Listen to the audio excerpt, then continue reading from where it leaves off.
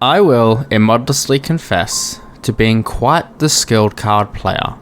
There are exceptionally few card games which I do not know, and a great deal of those I am practically a master at. What makes card games so fascinating is that every game of the thousands of games you can play with cards involve three key factors. The first key is luck. No matter what skill level you have, the way the cards are dealt is more or less a matter of chance. Even professional card counters can tell you that sometimes things don't play out the way they expect. There's a miscalculation, a simple dealing error, or a card you were expecting to be further down the deck unfortunately shows up near the top. Luck is always a factor in these games, and in many games, not most, just many, it is the chief factor. This is something that can be combated, but you can mitigate. This is not something that can be combated, but you can mitigate the damage with the second key. The second key is strategy. Poker, rummy, blackjack, these all at first appear to be simple games of chance, but when you've played long enough, you develop your own style. Are you aggressive, accepting losses in order to get the big payout at the end? Are you conservative, not surrendering stable footing for an uncertain and potentially pricey risk?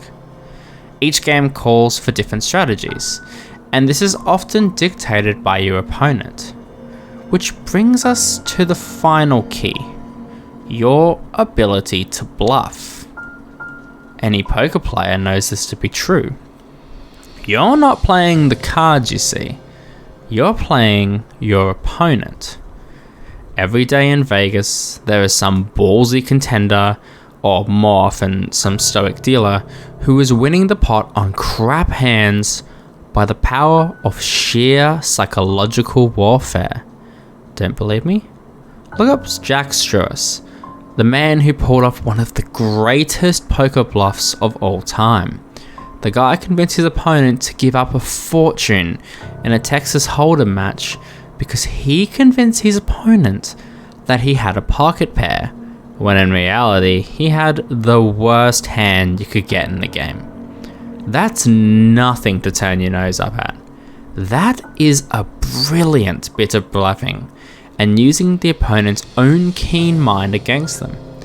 No need to plant ideas when you know how your opponent is going to think, you see. That is partly why I find the game so fascinating.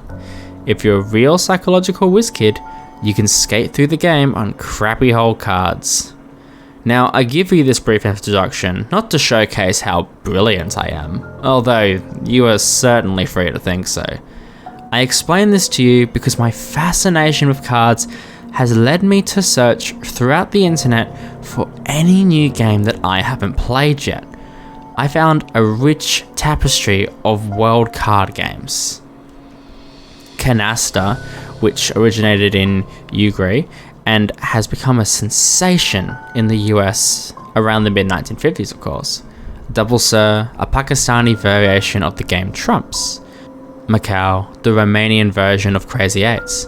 There's no limit to what a properly equipped deck of cards can do. Some games require either a 40 card French deck or 54 card tarot deck. Some games even use the custom Pinnacle decks. But those aside, your standard 52 card deck can be used for a lot of fun. And then there's another game you can play. I stumbled across this one completely by chance. I won't tell you where I discovered it, you'll just have to take my word. Suffice to say, through a bit of digging, I found a card game that you can play with a spirit.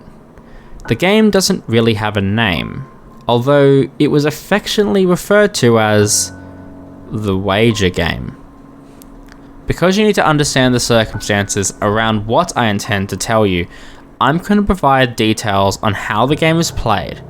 I strongly urge you not to play this game. Remember the 3 keys I mentioned at the beginning of this story? Well, suffice to say, the wager game is the absolute pinnacle of these 3 properties.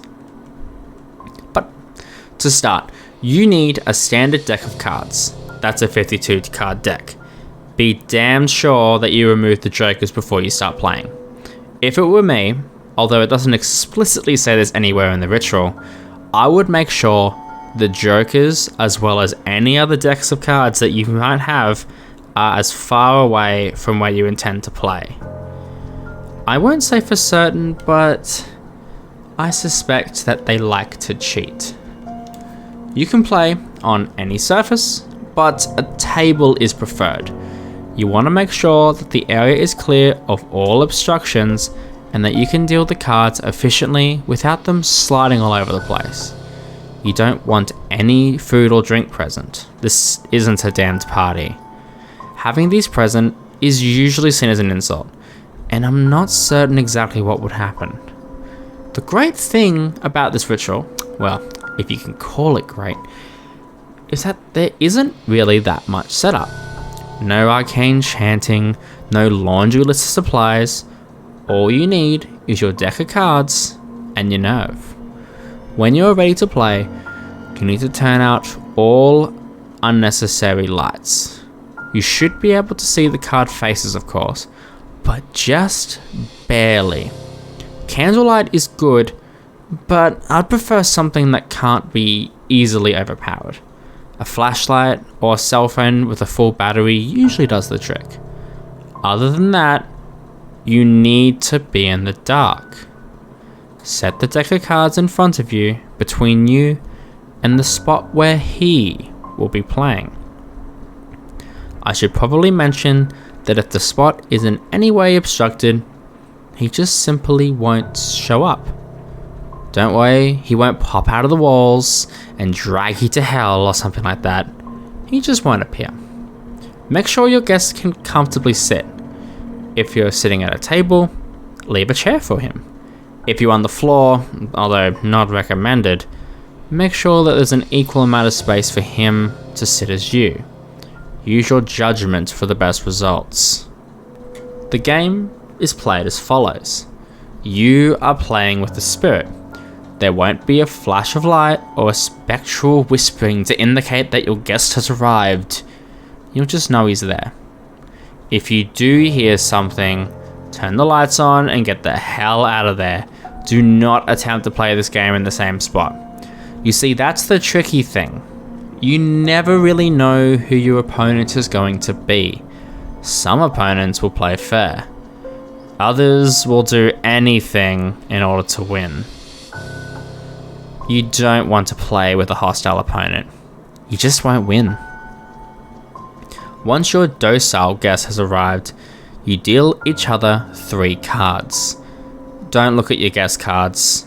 Don't cheat. Deal them face down. Your guest will know what cards he has to play.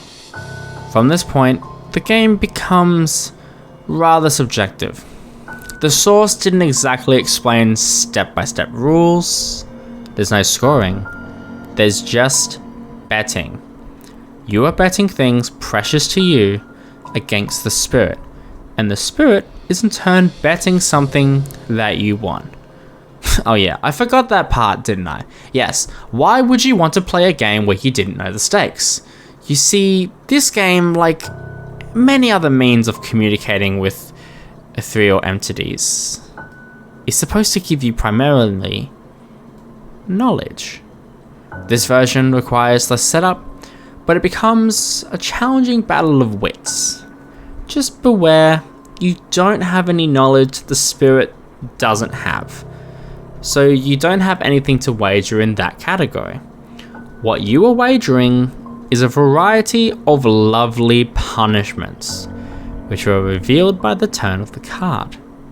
It could be as simple as destroying a treasured family possession to as horrible as committing horrible acts of violence. If you're lucky, you'll only destroy your own life. You begin by playing one of your 3 cards. You choose the card from your hand. I'll explain what the cards do at the end, but suffice to say your guest will always have the advantage of reaction. However, both of you can only play from the cards that you have in front of you. When the exchange is over, deal them a card first, it's common courtesy, and then deal yourself one.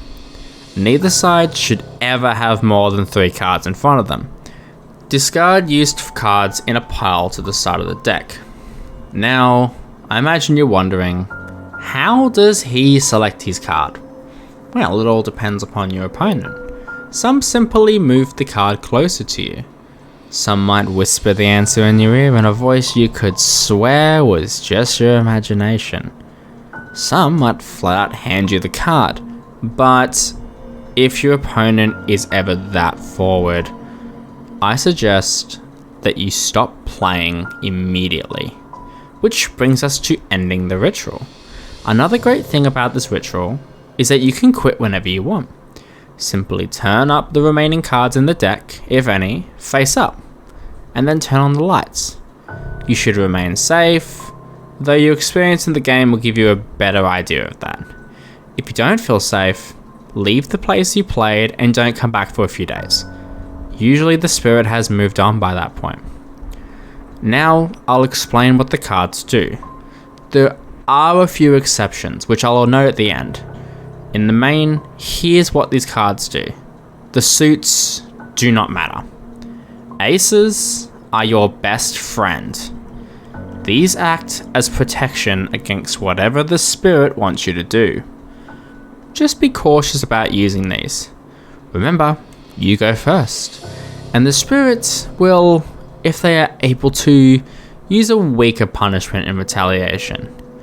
Unfortunately, aces are also the spirit's best friend.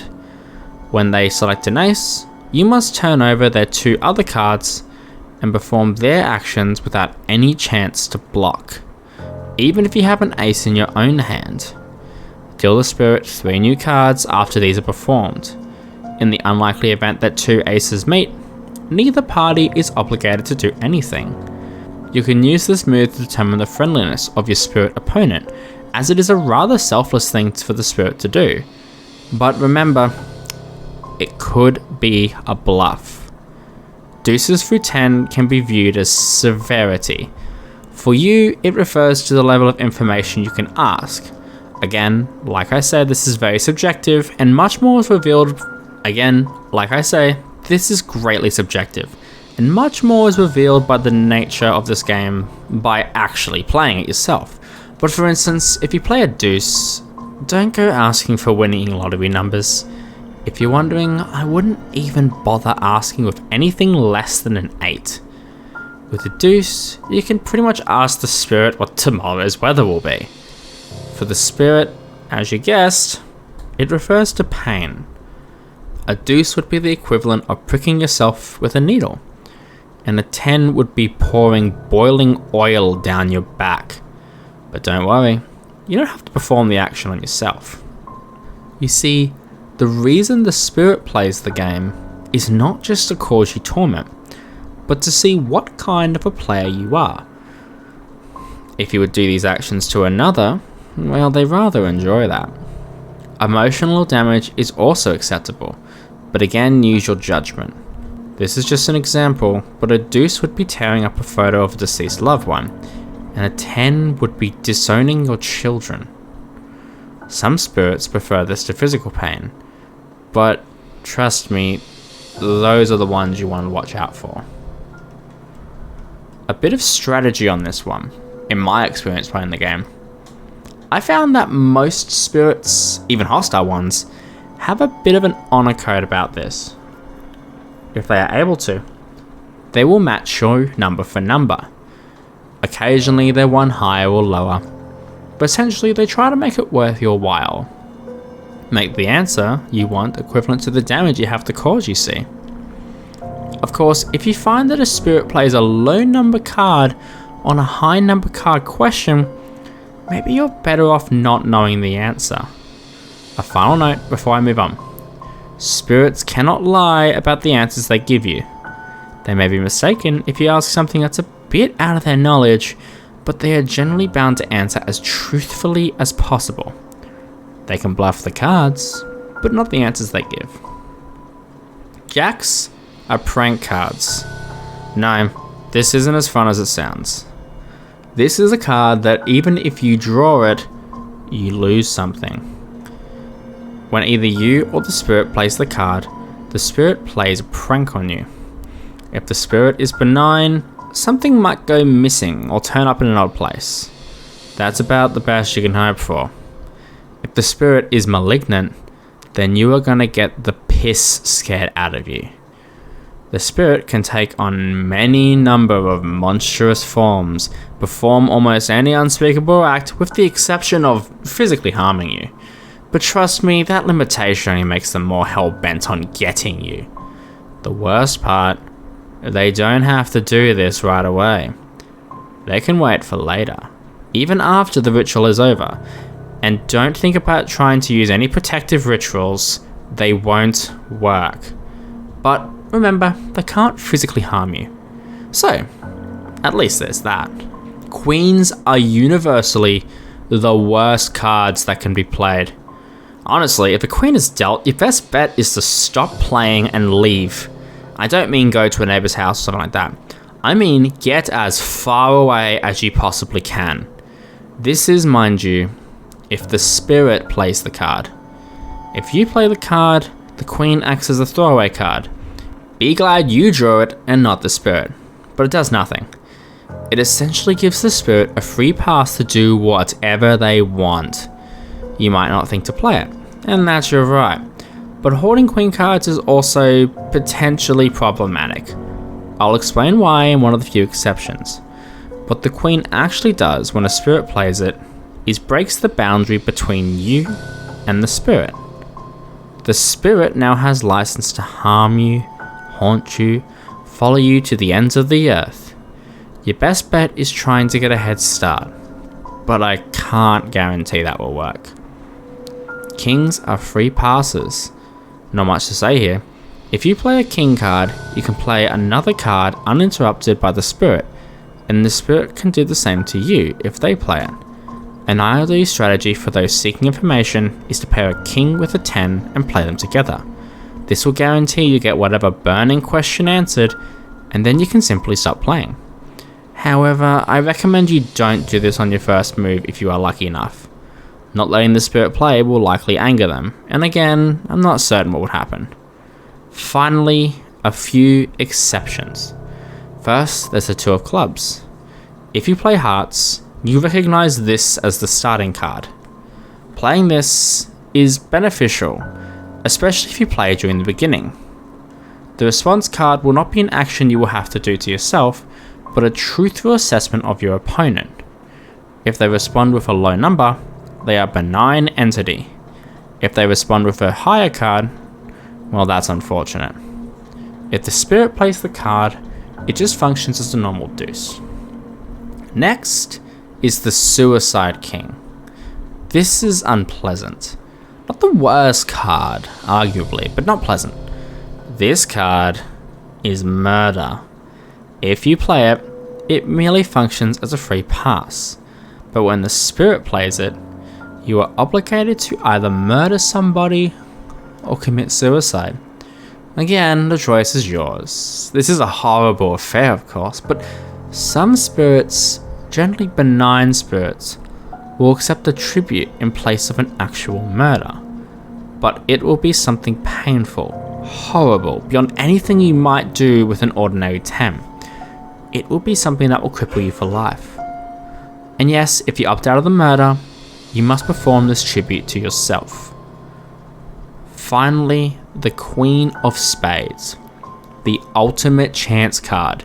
If you play it, turn over all your opponent's cards. If they do have a queen, you simply discard these cards, redeal, and move on. If they don't have a queen, then you'd better start running. Don't bother ending the ritual, run. Because you've given the spirit the power of a queen and done so willingly. If you're caught by the spirit, again, you can imagine. Suffice to say, no one is going to find you. It's at this point I should warn you that reneging on something that the spirit has played, refusing to follow through for torment or murder that was ordered, has this effect. If you lost a wager, cut your losses. If the spirit plays the card, the same effect happens, but the results are opposite. If you weren't hanging on to any queens, then praise whatever entity you worship, because you are free from the effects of the queen and can continue playing in safety. If you were, however, hoarding queens, because you didn't want to play them and leave yourself exposed, don't bother running. You've already lost everything. The realm in which you will spend the rest of your days is supposed to make hell look hospitable. This is the wager game in all its occult glory. I recommend against playing it, despite my own experience with it. Playing against a spirit is a thrill, and the few times I successfully bluffed one of them is rewarding. I know exactly when to play what cards and how to avoid the pitfalls. Luck is certainly a factor, as is my own strategy and my own brilliance of bluffing. However, I had the misfortune to get overzealous, and I made a few mistakes. I played the Queen of Spades in my last game, and my opponent did not have any queens of his own. I miscounted, made a very poor guess about my opponent. He had bluffed me. He's been following me for many nights now. Every time I think I'm rid of him, I see him right on my tail, in the window of a car beside me on the highway at night, a shadowy figure in a mirror that I only see for a split second. I'm putting this on here to warn you not to play this game, in case you were able to stumble across the game on some website. I'm one of the greatest card players of all time, and I lost. What possible hope do any of you have?